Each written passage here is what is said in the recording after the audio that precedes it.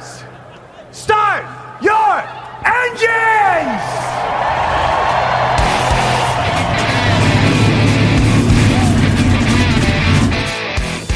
Hit the pace car! What for? Because you hit every other damn thing out there, I want you to be perfect! When I'm driving, I got a guy on the radio who talks to me. It's him. He talks to me. Well, I wanna be a race car driver. Pretty girls eating from my hand, yeah. Wanna live a life of fun and danger. No sweating working for the man, alright. Well, I wanna be a firefighter. Cool-headed when the heat is on, yeah. Save my baby from the burning building. Take her home and put the sprinklers on, alright. No, he didn't slam you, he didn't bump you, he didn't nudge you, he rubbed you. And rubbing, son, is racing. Hey race fans, welcome to the Hoobazoo Radio Network and welcome to the Drafting the Circus program. My name is Frank Santoroski. I'll be your host for the next hour as we go through everything racing. Joining me in the studio tonight, Seth, Eggert, Richard Youden, and Luis Torres. Fellas, how we doing tonight? Doing well. Yeah, we're good. All right, so again, no live races this week, although we are getting some conversation. We've got a potential Formula One schedule. We've got a couple of races that are slated to run without fans. I know they said the Silverstone is going to run without fans. NASCAR has a couple of commitments of races that will run without fans. Indycar, of course, the option to run without fans is not very viable for them because they don't have the TV money that Formula One and NASCAR do, so they're still looking at a few other things there. So Seth, what's the NASCAR schedule looking like right now? The season's going to start in, is it Texas? No, it would start actually next month with 2 races at Darlington, followed by 2 races at Charlotte. And then after the 2 races at Charlotte, I believe the current plan is Bristol, Atlanta, Martinsville, Homestead. 2 races apiece? No, one Charlotte and Darlington right now are the only 2 that are getting, quote, extra races. Okay. Darlington, instead of their normal 1 on Labor Day, would have 3 this year, and Charlotte, instead of having 2 and the All-Star race, it would have 3 points races, which implies that at least 2 NASCAR tracks and 1 SMI track will unfortunately lose races this year, and that's due to either state restrictions or, in some cases, NASCAR not wanting the teams to have to travel and stay overnight at venues because of I the noticed health that. risks. I noticed Pocono was missing from the list that you mentioned there. So I don't know. Pennsylvania's got some restrictions. Pocono isn't supposed to be until the end of June. That being said, the ones that might be losing out, again, a lot of this is still conjecture, but is Watkins Glen, Sonoma, New Hampshire, Michigan, Kansas. And there's also conjecture that NASCAR may go to other tracks that they do own, including Road Atlanta. Road Atlanta, huh? Yes. That would be interesting. So we may have a very unconventional NASCAR schedule until July or August. Yeah, Road Atlanta is quite interesting because they've often talked about using that for IndyCars, but a lot of folks say like the track is too small, so I can't imagine that it would be great for the NASCAR guys. But again, as a track, I do like the layout. And I know they've used it in the past for testing purposes when NASCAR allowed testing. Famously, Brad Keselowski suffered a hung throttle, and I think he broke his left foot, if I remember correctly. And then the next, 2 or 3 days later, he won at Pocono. That was 2011, I want to say. Yep. Yeah, I remember that. Yeah, for some reason I thought he had that throttle stick at Watkins Glen, but no, maybe he was around Atlanta. Interesting. Yeah, he So, did have one. He did have one at Watkins. Yeah, I think it was a Well, couple it years was later. a famous. Yeah, because it was when they had the digital dash. And I was with Children's because they put a video online and they'd obviously video edited out the dash so you couldn't see what the numbers were on the dash when you hit the wall. Because obviously they had some whatever on the dash to sort of hide. so Richard, what's the Formula One schedule looking like? The last I heard is now Paul Ricard is now scratched, which nobody's So really. they're looking at Austria for the first race on the 3rd, 4th, 5th of July that weekend, and then running through Europe races, US, Asia, into December, I think is the plan at the moment, but it's all, as with everything in the world right now, a little bit up in the air. Yeah, everything is very fluid and subject to change at a moment's notice. Yes, it sure is. So, Yep. So the big news was that Chip Ganassi has named a replacement for the disgraced Kyle Larson. And Seth, you want to tell us who that is? Because I thought it was a very interesting choice, and it was out of left field. I did not expect it. I don't think anyone expected Matt Kenseth to technically come out of retirement. Matt Kenseth will essentially assume the number 42 ride. He has received a waiver, so he is playoff eligible should he win and get in the top 30 or get enough points to make the top 16. And I believe all the sponsors are staying with the 42, which also means he's reunited with McDonald's, who he made a debut with in 1998 while subbing for Bill Elliott. This is true. Now, if you look at Chip trying to do damage control and finding somebody that his sponsors will find palatable, I mean, Kenseth fits that bill perfectly. He's he's a straight-laced guy. He's often free of controversy, other than on-track sort of things here and there. Yeah. But as a guy, he's a very, very great representative for any company as a pitchman or Now- as a face. So. Now, per the AP and Jenna Fryer, Matt actually wasn't the first choice. Carl Edwards was. Carl actually considered the ride and took 2 days to decide, and when he let the team know, Carl declined return. But the other two names that Chip apparently was interested in was Kenseth and McMurray, which McMurray has obligations with NASCAR on Fox. So for McMurray, things may have been a little bit more complicated. Yeah.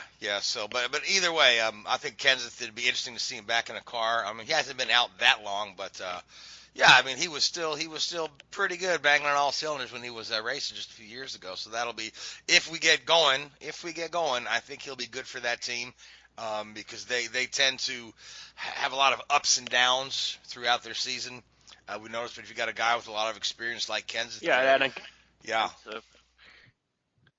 Now, just a little bit of irony here. Kenseth is reunited with Kurt Busch, his former Roush teammate from back in the day. He's taking over for, as you said, Kyle Larson, who made a pretty terrible mistake, something that Kurt Busch may have been known for, his wild antics back in the day. So it's kind of ironic and kind of coincidental all of that is playing into one team now. Yeah, absolutely. I guess we'll just have to see, if and when the thing gets underway. But I mean, Larson is still he's still suspended indefinitely. But I imagine his sensitivity training, is that the correct word for it? Yes. Is probably well underway. I would imagine that he's trying to get that done quickly as he can. Heard anything on that, or? I have not heard anything on that as of yet. I do know he has to complete the sensitivity training by a certain date, in order to be eligible for World of Outlaws competition for when they get back to racing at some point in the future.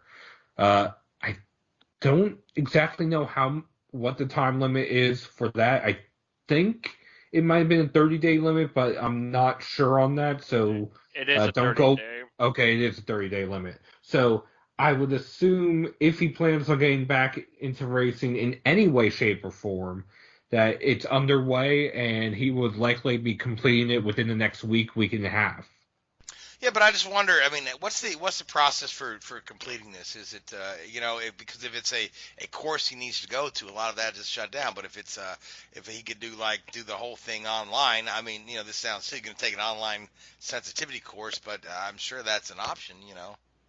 I would assume it would be something in normal circumstances that you would go to, which with the current pandemic going on, more than likely they have been using some sort of application to substitute in-person meetings, whether it's Zoom, Microsoft Teams, or like we use Skype. Right. Yeah, I'm certain there's some way to get it accomplished. So, but it's just as I think about it, I don't know what the Road to Recovery program actually involves. Never having been booted out of NASCAR myself to have to do it. So it'll be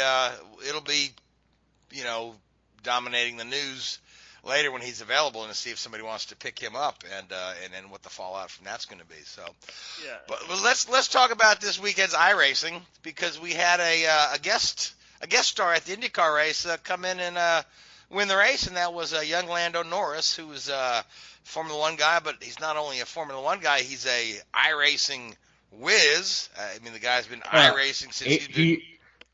The term for somebody that good at iRacing is he is an alien. Okay, so he's an iRacing alien. So, but not only that, but he said he used some of his real-time Formula One data from running at Circuit of the Americas to apply towards his IndyCar race. But at the end of the day, he said he had a great time, really enjoyed the interaction with the other drivers, and he may be open to, doing some IndyCar races at such a time when, maybe his Formula One career is over. But, again, his Formula One career is just getting underway, and I think the kid's got a lot of potential. But either way, good news story, good feel-good news story. Coming out of that particular iRace, and the NASCAR guys were where this weekend? Talladega. Okay, and how'd that go? I didn't get a chance to watch it. Well, for Saturday Night Thunder, Landon Huffman won. He's the son of former Truck Series driver Robert Huffman. Landon has run late models, trucks, and he's done some spotting for other drivers. He recently started his own esports company late last year, Total Advantage, which competes not only on iRacing but in other forms of esports, and he won essentially on the biggest stage for the Xfinity and Truck and Regional Tour drivers for iRacing. Over on the Cup side, we had some new faces join iRacing. Almirola, Corey LaJoy, Jeff Gordon made a cameo in the catch fence. Oh, poor Jeff. But it was Alex Bowman winning in a photo finish with the field wrecking behind him. But Alex Bowman won, and to quote him post-race, "I don't exactly know how this happened. I didn't practice this week, but yet I won." Well, good for him. Good for him. Then again, we always say Talladega is a crapshoot, iRacing or real racing. So, and then the other big news we need to mention is Ryan Newman is medically cleared to drive. Mind you, we're not talking about any races just yet, but you said it's sometime in May they hope to get the season underway. So it'll be good to see Ryan back in the car. And he didn't miss a lot, honestly. And with all the races being canceled. So, but just remarkable. The whole thing, that his injuries were rather mild. Just, we talked about this at length, how bad that crash looked, and then, how no broken bones and stuff. So it'd be good to see Ryan back. And for Newman, he has received a waiver for the playoffs. And to be medically cleared, he actually did do a NASCAR sanctioned test. This was before the shutdown for the pandemic actually took place, and it was a private test from what I've been told at Darlington Raceway, and he passed. I want to say he passed all of NASCAR's requirements, but he still wasn't going to be cleared to run Atlanta, which at the time was, I think, the next race, or that might have been, it might have been that with when the test took place, he couldn't run Atlanta because of timing of some sort. But there was some reason that he wasn't going to be in the car at Atlanta, but now with the pandemic, by the time they get to Atlanta, he'll be in the car. All right, well, good for him, and it'll be good just to see real race cars on a track, coming soon to a track near you, or not near you, as the case may be. So, Makes me wonder how when I heard about this whole Newman City testing, all I thought it was like just mentioned like a Days of Thunder sequence at Charlotte. They just have that private test. It's just Newman just doing flyers out there at sunrise or whatnot. I don't know why I was thinking, but yeah. Well, something else I imagine too, and this is one of the only scenes I actually take away from Driven, as much of a laughingstock that movie is. But the scenes in which Jimmy Bly has to prove that he can get out of the car while injured in under a certain amount of time. I want to say there is some sort of protocol that NASCAR, and I'm sure IndyCar and Formula One, that in the event that a driver crashes, that they can get out of the car under their own power in a certain amount of time. Yes, that is a real thing.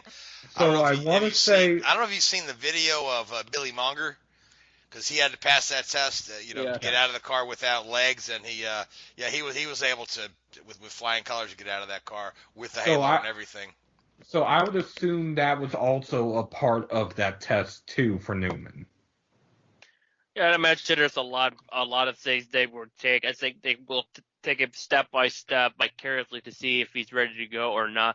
But the fact that he probably would have been ready before, after Atlanta, had this thing not happened, it would have been something for sure, no matter the situation. And when he comes back, once racing comes back, as weird, as convoluted as it is, how the structure's going to be, I think once we get back racing, there's going to be a lot of storylines with Newman coming back and Kenseth. I want to mention something about Kenseth. I still firmly believe to this very day, even back in 2017, I said that he could be probably the last guy, who knows about Kevin Harvick's future, that could probably get the job done past his 40s, which Kenseth is, because we don't see that aspect anymore, because they either retire or just lose their touch. So who's to say how he's going to do with Ganassi? I think it's going to go a little bit more better than his stint with the Roush Fenway team in 2018. Yeah, for sure. It's like I said, it's a good opportunity, because at his core, Ganassi runs a pretty good operation. It just seems like lately they've been really, really up and down. So some days they're right on point and winning a race, and then other days they're lost. And one last thing about Newman, despite the shutdown and despite him missing 3 races, he's still ahead of 7 drivers in points and currently is in the top 30 in points. So that waiver, he's still going to be. If he wins, he's already in the playoffs. There you go. And he only has to get to the top 16 if he doesn't win. Yeah, and he could certainly do that. I mean, we've seen Ryan in the playoffs more often than not. I mean, he's usually one of those guys there at the end of the year. I mean, he came darn close to.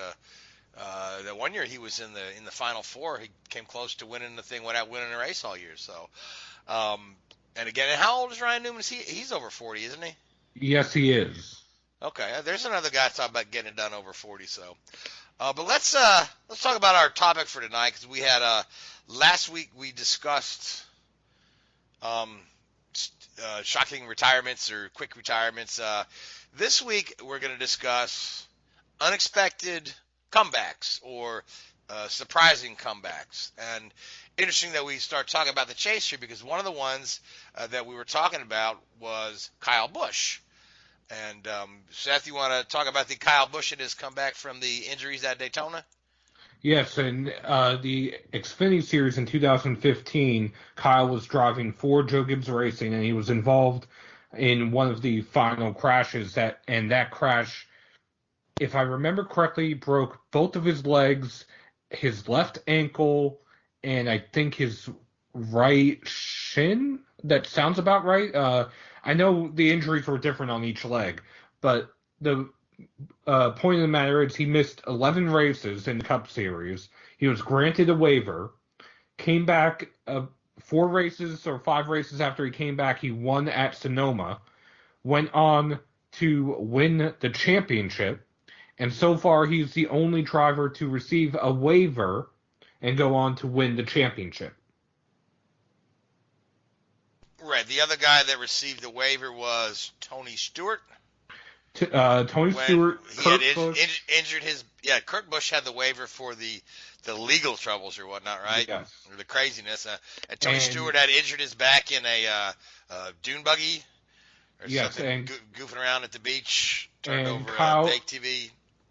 Yes, and Kyle Larson had a waiver for his fainting spell at Martinsville in 2016, I believe. So the interesting thing about Kyle is now there are a certain amount of people who don't think his championship is legit. Again, I feel that it's perfectly legit because it was within the rules, within the guidelines. He did exactly what he needed to do to win that. But I for one was glad that Kyle won a second one so that he wouldn't have to have that asterisk, follow him around the rest of his life. He could still have last year's championship to point to one where he did the whole season. But either way, an incredible comeback from some fairly devastating injuries. Bones take some time to heal, and bone breaks and bone surgeries are some of the most painful surgeries that you can have. So now, Richard, you've got a good example of a comeback for us since you've been quiet over there. I mean, you got to go. It's probably one of the most famous ones, don't you? Nicky Lauda. Everybody knows that story pretty well now, don't they? It's it's amazing what that guy went through, and he was as tough as they come. To sort of to build himself back from those. A lot of these injuries we talk about are just bad injuries. I mean, these were devastating and life-threatening. And I mean, the guy was given his last rites on multiple occasions throughout those injuries. So, it was incredible what he did and what he went, came back. And then, and also I think, amazing to give him the credit that he actually, he sort of came back, but then he was on the verge of winning the championship despite missing those 2 races. And he just walked away from the championship potentially. He said, no, it's too dangerous. I'm not doing this, which was pretty incredible, really, after all he'd been through. Yeah, well, the conditions of the Japanese Grand Prix were beyond deplorable. I mean, that's a race. Oh, for sure. I mean, that's a race this day and age that they would have just canceled it. But then, the TV contracts were not what they were. It was, there wasn't an opportunity to reschedule and still get the TV money. There were fewer networks, fewer options. We couldn't move it to Fox Sports 2 or something like that to get it in. So they ran that thing just to get it in the TV slot when the conditions were that they shouldn't have run that thing. They absolutely shouldn't have. So, and it's a wonder nobody got hurt. Yeah, well, we've got to be grateful for that. Yeah, but again, a truly amazing story. And then, of course, that race was won by Mario, and then Hunt himself had a nice comeback within that race to finish right where he needed to be to beat Lauda for the title by a couple of points. Yep. And then of course, Lauda came back 77 and won the title again. So pretty amazing stuff there. Now, Louise, you got one for us? Yeah, certainly I have one. There's so plenty of them out there where you could go with an Ernie Urban or an Alex Zanardi. Let's talk about the one or even Rick Mears we brought up last week. I think one that kind of gets a little bit forgotten to a degree. I know the overall structure isn't as significant as those other guys, and that's Roberto Guerrero, who not that long after his Indianapolis 500 heartbreak, he had this horrific testing accident that could have probably cost him his life. He recovered just fine, and then a few years later He comes back, he runs at Indianapolis, he puts the Quaker State Buick on the pole, no less. And it makes me wonder, had the weather been different, had reliability played in, who's to say how Guerrero would have done? Yeah, that's the year he spun on the pace lap, right? Yep, 92. That was 92 when the track temperatures were like hovering in the 50-degree mark, and the guys had a real tough time getting heat into the tires. Yeah, just this one sticks out more or less. As far as like the non-major ones, all of the comebacks are significant to me. This one doesn't really get talked about because I know what I understood and read that it could have probably ended his life, that testing accident in '87. Just the fact that he came back, redeemed himself for one day, and on pole day, kind of sets up the comeback complete. And then let's go a little bit more recent with James Hinchcliffe. He pretty much was laying in the car. Had it not been for that safety team, the always superb safety team, we would not have Hinchcliffe to this very day. And who's to say how the landscape of Indycar would have been right now? But comes back, wins the pole. It's just the nature of Indianapolis. There's another one, Nelson Piquet, pretty much shattered his whole legs. Sure, his driving career was never the same again. I think he made the 93 500, and that was about it, his racing career-wise, as far as international mainstream-wise. But those ones really stick out. And the last one that I'll bring up is Robert Kubica. Yes, he only scored one measly point after somebody else got a penalty. Yes, he didn't. Yeah. It's one more point than I've scored. Yeah. It's kind of sad that the last 2 points Williams has scored in the last 2 years were after a consequence from another team, with Kubica getting it last year and then Sergei Sorokin the year before. But just the fact Kubica came back, gave Formula One a go, ended up being on the grid, which if you're a part of that 20-car grid, sure. No matter how you got in there, you have a reason to be there to an extent. It's just that Kubica got that right for Williams. Sure, it wasn't all that spectacular because it's just considering Williams' struggle. I think it's super admirable in my eye. Massively, yeah. I think that was one of the hidden stories of last year, really, when you look at it and what he achieved. I mean, yeah, the results certainly weren't what he wanted and weren't at the level of a driver that his skill would look for. But from an emotional standpoint and a feat of human endeavor, it was phenomenal, and he's got to take a huge amount of credit for that. Really, yeah, people are very quick to criticize him unfairly in many ways, but the guy's to my mind, an inspiration to a lot of people. Oh, certainly. Yeah. And there's a couple of other, guys coming back from injuries. You mentioned Zanardi. Of course, now he's got a couple of gold medals in the Paralympics, but he was nearly pronounced dead on the scene there, nearly bled out. AJ Foyt had a crash in '65 where he lost his brakes at Riverside at the end of the straightaway. When they came to the car, they were pretty certain he was dead, and he wasn't. He came back and won 3 more Indy 500s after that, and a Le Mans to boot. And Billy Monger recently, we had mentioned him just a bit ago. Billy Monger, the kid lost both his legs, and then he came back and he's winning races, which is absolutely incredible. So, but let's talk about we got the comebacks from injuries. Let's talk about like a comeback within a race, okay? So I'll start here and say, you got a couple of Indy 500s. Always got a couple of great stories of guys that it looks like their race is over.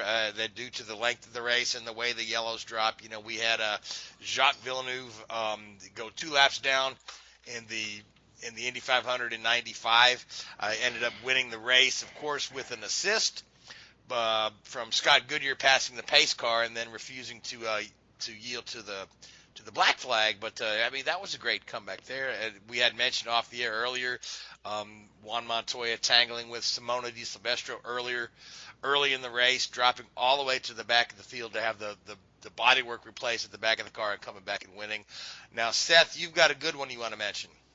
Yes, Bill Elliott in the 1985 Winston 500 at Talladega, where he went 2 laps down. I want to say it was an oil line issue. I might be forgetting the exact reasoning, but he made up both of those laps at Talladega before we had restrictor plates under green and came all the way back to win the race. So he passed every single car on track 3 times under green.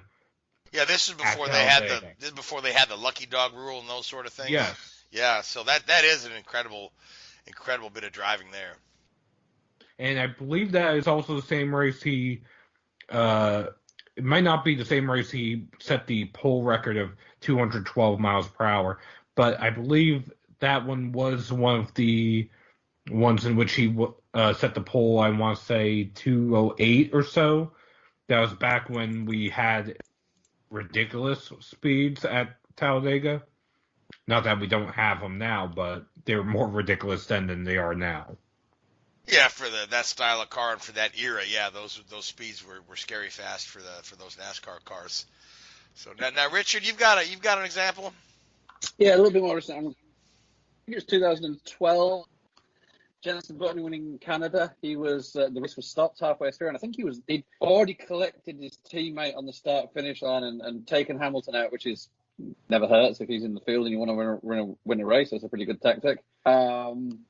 And then he was, I think at the restart, was either last or dropped to last, and then made a miraculous. Jenson was great in the way. He had that feel for the car and that finesse and that ability to sort of handle a car in that way, which is pretty unique to a lot of guys. And he sort of ran through the field, and on the last lap, about halfway around the lap, Vettel ran wide, and Jenson just nipped in there and took the win, which was an incredible, achievement. Really, it was a fantastic drive.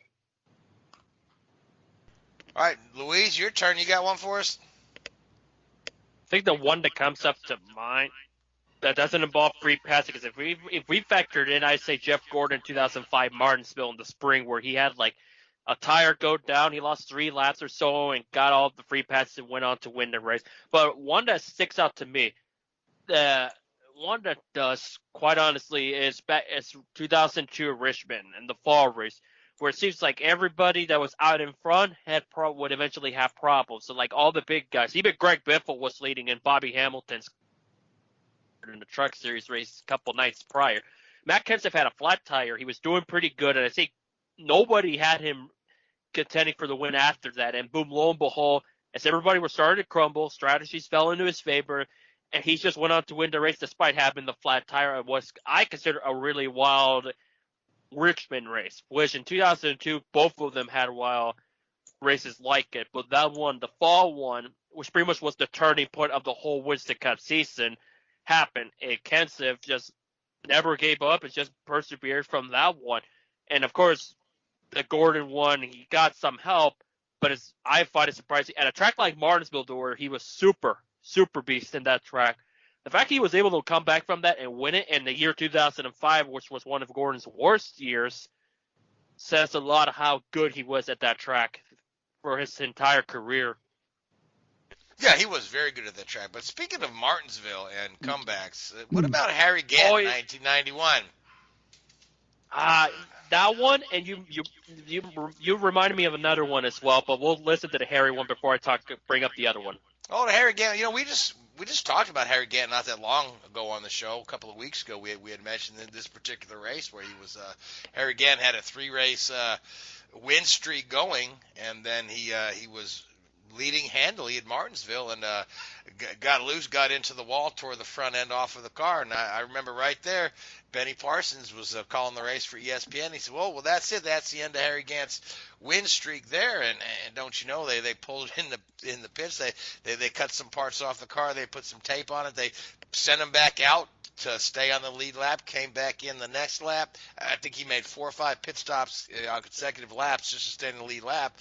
And they ended up winning that race, missing the whole front end of the car, parts of the back end of the car. The thing looked like they pulled it out of a junkyard and threw it on the track, but and he kept that win streak intact. Now, Seth, you've got a little inside info on that. I know we talked about that, where there might have been a little bit of the reasoning for the fact that he had such a good win win streak going on that was revealed when a lot of that bodywork was missing? Yes, Harry Gant's team had figured out that staggering the rear tires increased the speed and the grip, and a lot of the teams back then were not doing that. So when he hit the wall, granted, he hit the wall with the front end of the car, but it tore sheet metal all the way back, at least on the right-hand side. So as they watched the car come by and then go away, they could see that, hey, that tire is tilted. That tire has stagger. And that was not against the rules. It's just something they No, it was not. But then once the other guys knew what he was doing, they said, well, we'll try that too. And then about 2 or 3 weeks later, there was a new rule limiting how much stagger you could have in the rear car, or the rear of the car. So eventually, NASCAR caught on because of how extreme some teams went, which is typical even today.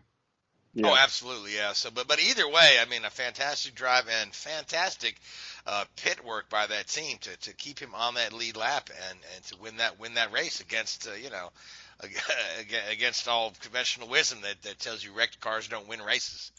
So. Yeah, Eric Jones proved that this year.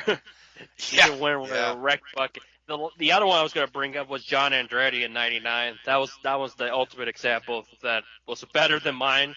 But since you brought up Martinsville, then I just remembered about John Andretti, how he spun, lost laps. He was rallying, was quicker than Jeff Gordon, quicker than Jeff Burton, got by, turned out to be his last Winston Cup win, and the last one under Petty Enterprises. Of course, Richard would win again at Sonoma with Casey Kane, but under the Petty Enterprises name, it was the last, to my knowledge, on the Cup side.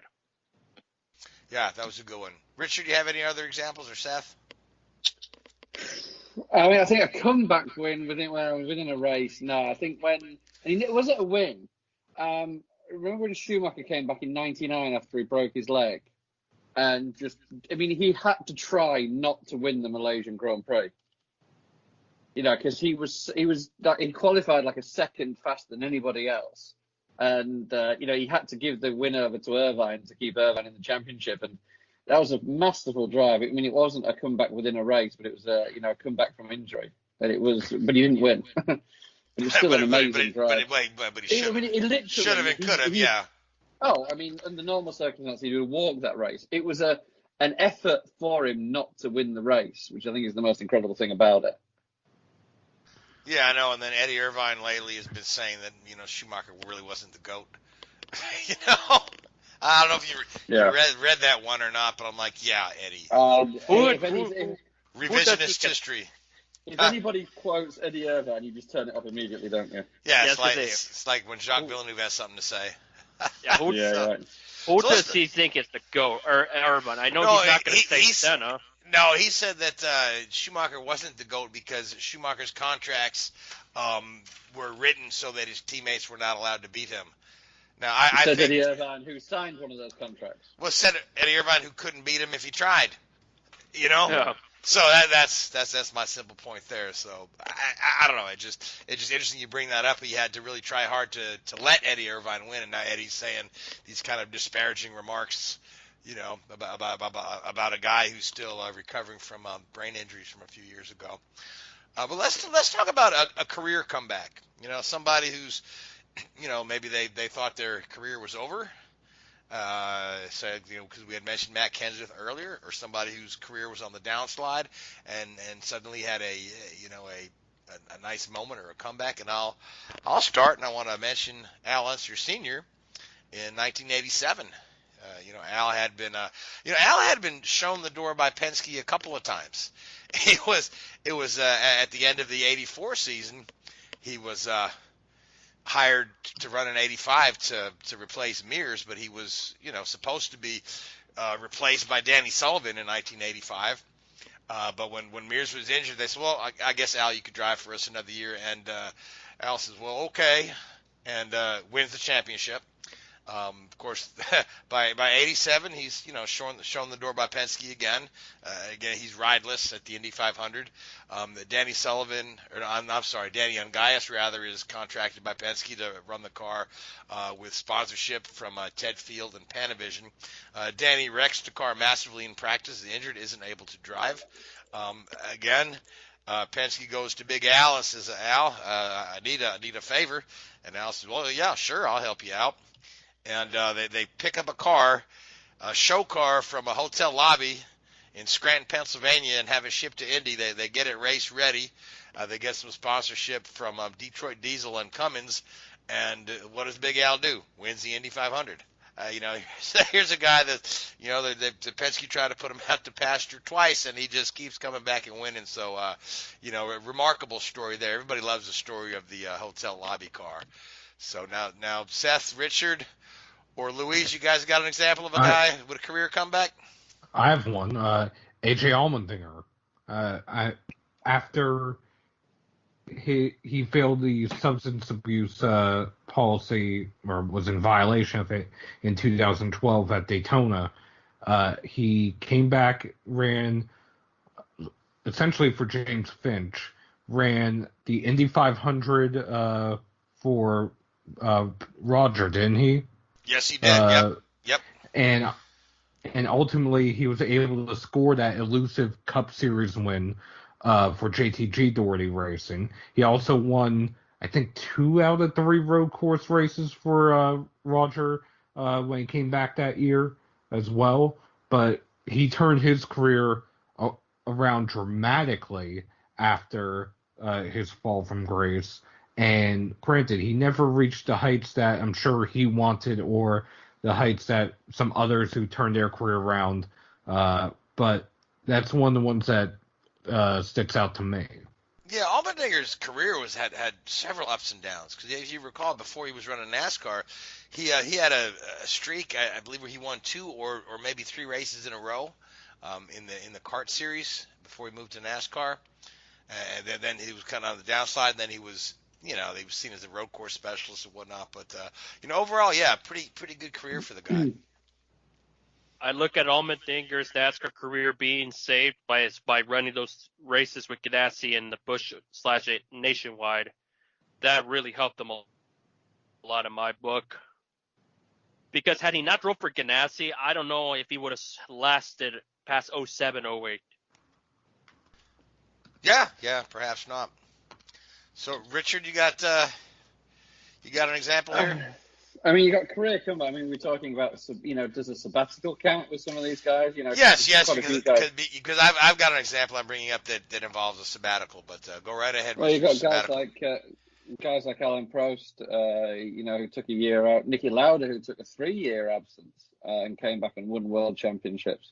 So, there's been a few guys involved, which is interesting.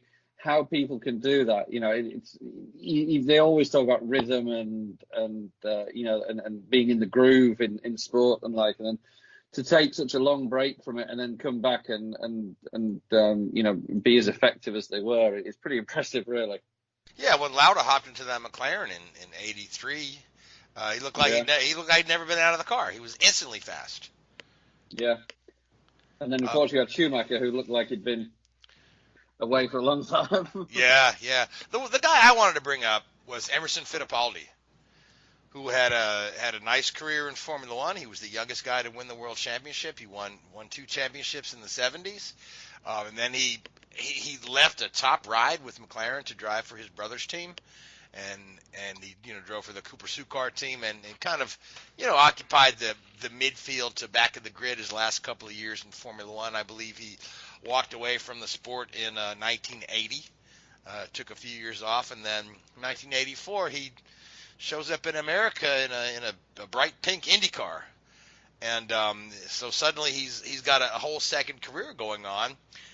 He joins the IndyCar series. He ends up after running the WIG car, he gets signed by Pat Patrick, and Patrick has this interesting deal going on with Penske, where he's, Fittipaldi is bringing along Marlboro sponsorship.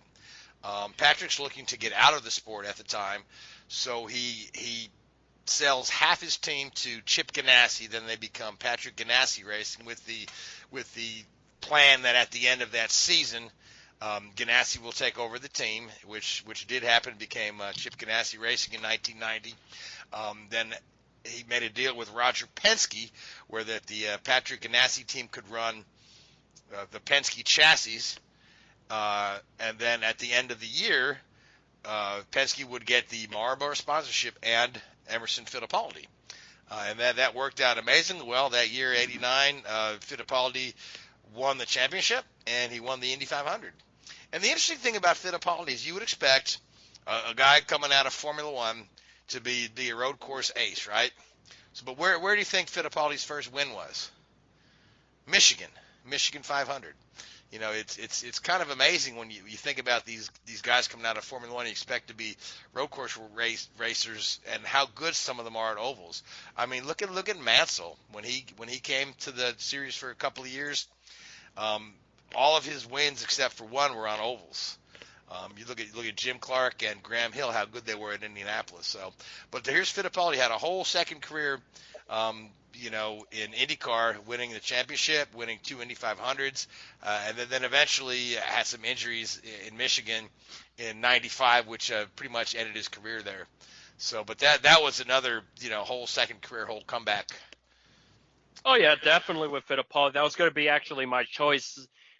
He had a great Formula One career to start off. Great first half. The second half, probably forget it. You want him, forget it. And then he comes in the IndyCar/kart.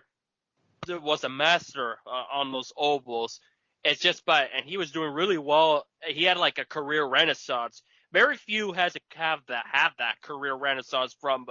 They're not from the same sanctioning body. I was going to say discipline, but they're both.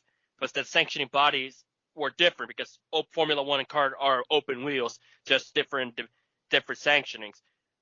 And I was going to say Sullivan had that career ender in '95. Fittipaldi was the following year when the race after Toronto when Krasnov was killed. But comeback-wise, aside from Fittipaldi, I think one that kind of stucks into my mind and within the past 30 years, I think Montoya. I say Montoya is another interesting comeback. He leaves American open wheel racing to go to Formula One after 2000. Shoulda, coulda, woulda been probably a really good driver, had reliability, and also kind of his personality would have allowed him to be more dominant. Goes to NASCAR. He did good compared to the other open wheel guys that came along that time period. Probably was the best one of the bunch. Allmendinger kind of rose as the years went on. People want to talk about the jet dryer. That's all they want to bring it up.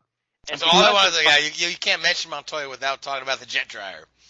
Yeah, that's all they want to bring up. And so he leaves NASCAR kind of like embarrassed. Comes back to American open wheel racing in IndyCar, and especially in Indianapolis. Didn't skip a beat. It's like Montoya and Indianapolis were made for one another. And you had, like you mentioned about Fittipaldi, Graham Hill, and Jim Clark, there are certain open wheel drivers that just have Indianapolis meant for them. To see Montoya have those great IndyCar seasons, could have won the championship. He was the championship leader in 15 for all but the championship finale race due to a teammate fiasco with Will Power that gave Dixon the championship, but also due to the fact it was double points. But the fact that Montoya comes back essentially over a decade and a half without running American open wheels, or that gap from leaving open wheels to stock cars to come back, I think that just proves that Montoya is one of the best out there, and he's shown it now in the latter part of his career, being a sports car driver, helping Dane Cameron out. Well, he won the IMSA championship this past year.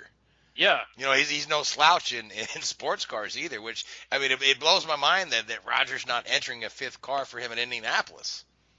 Yeah, I think I would pull all the stops out. I mean, it's like, it's not like Roger can't afford it. I mean, if Michael can bring 5 and 6 cars, Roger can put Montoya in a car. I don't understand that one. I don't know if there's any in-team politics or whatnot, or if they just think that the 4 cars in Indianapolis is the sweet spot number, and they retain Elio for that 4th car just so that Elio has another shot at his win number 4.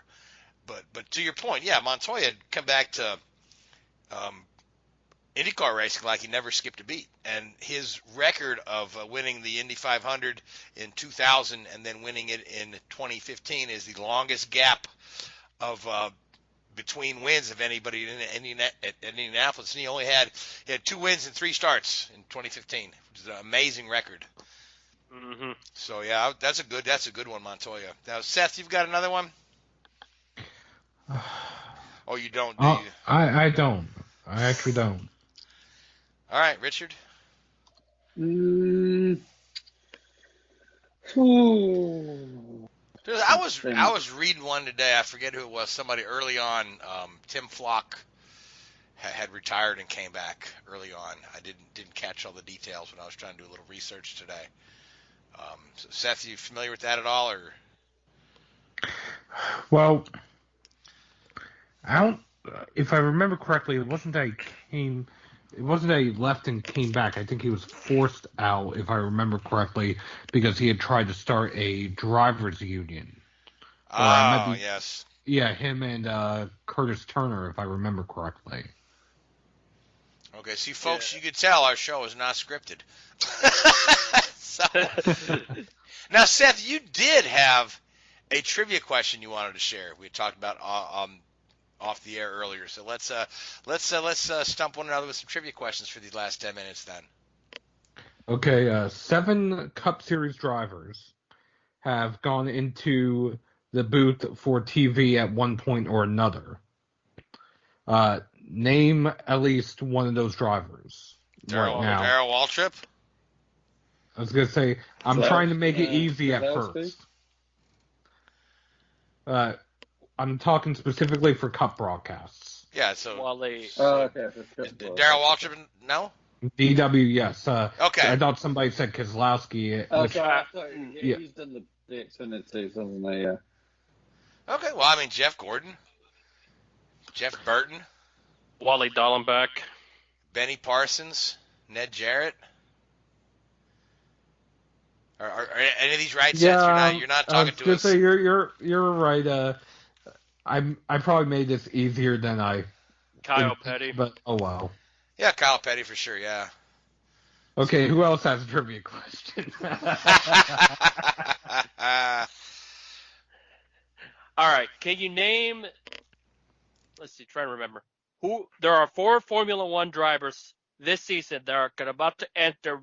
If once racing season resumes, there are 4 Formula One drivers that are about to enter their 3rd decade in the sport. Can you name these 4 drivers? Kimmy? Mm-hmm. Yeah, Kimmy. Hamilton. Mm-hmm. In 3rd decade in Formula 1. Yeah. Yeah. So Vettel? Yep. There's one more. I'm trying to think who's been around for a while. Come on, Richard, you should know this. I know. It's just who else has been around? Because there's so many young guys in the sport right now. Are they full-time driver or test driver? Full-time. No test driver. Otherwise, Kubica would have been another one. Exactly. Yeah. It's not Ricardo, is it? No. No, okay. No. I was going to say Valtteri? No. Carlos? It's not Checo. No. I'll give you one hint only. Think the yellow and white car of that time period. Came in late in the season. Yellow and white came in late in the season. Hulkenberg? No, he's out this year, isn't he? Yeah, that's right. Oh boy. Now this is something we should know. This should be easy. Well, this guy took over after a controversy. Sergio Perez?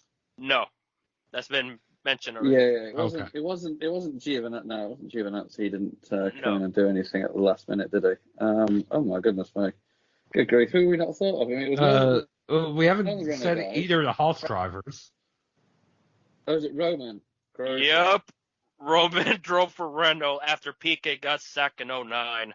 That was it, yeah. And then he decided to, And then he decided to bolt over the back of Alonso, didn't he? Yeah, it's kind of hard. Yeah, that one. Because he ended up going back to GP2, didn't they? I think he's been there since joining Renault in 09. I think he's been on the grid since, to my knowledge. I don't know. But he took a year off after that whole like vaulting over the back of Alonso when his reputation was After pretty 2012. damaged. Yeah, I'm pretty certain he took a year and went back to GP2. He actually took 3 years off. After 2009, he didn't return to Formula One until 2012. Okay, there you go. And it was something like I knew he'd partaken in it and then stepped away, so that must have been what it was. Yeah. Yeah, it's just just the thought of Grosjean going into this third decade. I think everybody would be surprised to think about that. Because I honestly forgot to a degree he even drove for Renault in 09. Because it's just when you think of Grosjean, you just think of the infamous stuff, not the longevity of his career. Yeah. And the guys that have already done it, like Mario Andretti, Graham Hill, Jarno Trulli, Pedro de la Rosa, Michael Schumacher, Rubens Barrichello, Riccardo Patrese. Yeah, Pedro de la Rosa actually drove 3 decades in Formula One. That's believe it or not. And Considering, Schumacher did, didn't he? Yep. Hakkinen didn't he? He didn't do anything in the 80s, did he? No. I even looked at. Done something in the 80s. No. Yeah, I was thinking also like Surtees or Holm or Regazzoni, but they didn't last do a third decade or so. But all right, I think next one. I'm ready for the next one. Ready for the next question? All right, so the first Indy 500 and the most recent Indy 500 were both won on Firestone tires. Name the other tire manufacturers who have won Indy 500s. Goodyear. Goodyear. Yes. Michelin. Dunlop. Correct. Avon. No, not Dunlop either. How about Pirelli? Pirelli? Nope. I'm willing to bet it's a tire company that no longer exists. I know for a fact there was one that doesn't exist anymore, but I can't remember the name. Did Firestone ever run as Bridgestone? I don't think so. I doubt it. Not as Bridgestone, no. Okay. Not at the Indy 500. There's 2 you're missing. Oh, BF Goodrich? Yes, BF Goodrich. I somehow remember that one. Then the other one must have been the one that doesn't exist that I can't remember. I'll give you a hint. Renee Thomas drove these tires to victory in 1914.